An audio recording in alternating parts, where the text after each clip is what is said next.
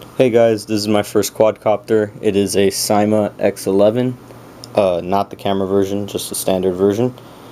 I like it so far. I've been flying it for about a week now, and amazing quadcopter. I've crashed it multiple times, and still on the original set of blades.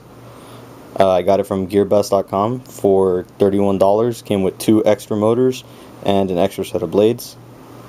This is the copter itself. It comes with the prop guard, which works very well from my experience. It's toolless, it clips right in, so that works great. Unique feature about the quad is it uses geared motors. Let me see. You should be able to see it. There you go. You can see the gear and the pinion of the motor, pinion and spur.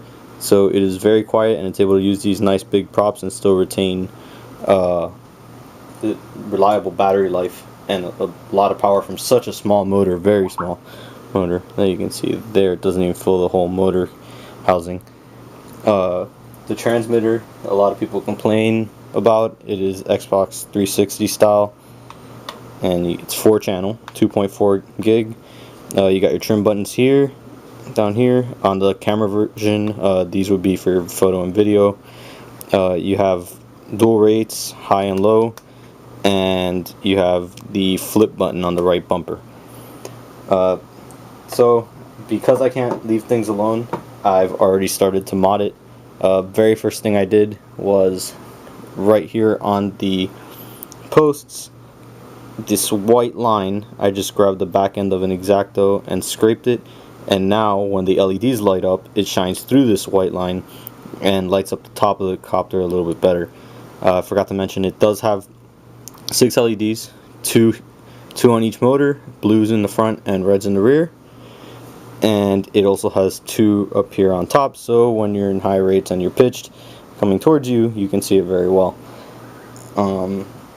Second thing I did was I ditched the screw on the back of the control. Not really a mod, but it doesn't need it. There's a screw typically right here, a small Phillips head. It doesn't require it at all, as you can see. Clips right in, and it's not going anywhere until you apply force and pull it out. So that's the other thing I did.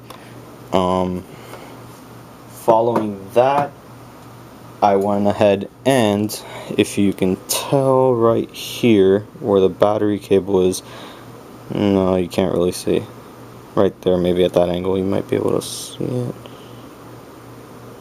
No, you can't. You can't make it out. I just grabbed a small file, this one right here, just a triangle file, and just notched out a small area for the wires, the battery wires, from the board to fit nice and snug up in there, so now they're not in the way of the battery sliding in and out. Speaking of the battery, it comes with a 3.7 volt single cell 200 milliamp battery.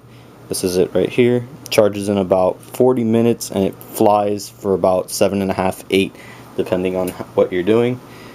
Simply just slides right in, and you plug in the quad, and you're ready to fly.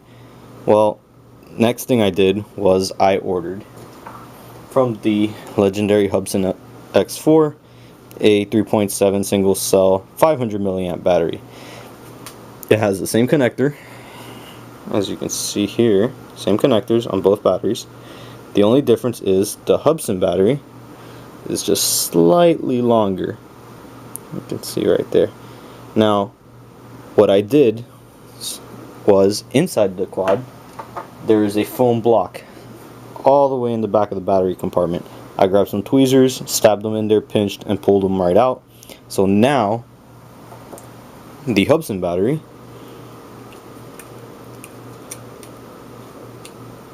fits perfectly inside. Now, it is a little bit snug on the sides, it's slightly wider, but it still fits in. The only problem is it was more forced to pull it out, and I didn't feel comfortable pulling it from the battery terminal. So I added some electrical tape, and now I can just pull the battery right out without worrying about the terminal. So I haven't yet flown it with the Hubsan battery, but I'm going to go ahead and say it's going to get around 10 to 12 based on other people online saying that's what it's getting. and I wouldn't be surprised when you are over doubling the milliamps of the battery, and it's not really that much heavier. And since it fills up the entire battery compartment, it's not hanging out the back, the balance and trim probably won't be affected that much. But I'll probably do a video of that flight coming up soon.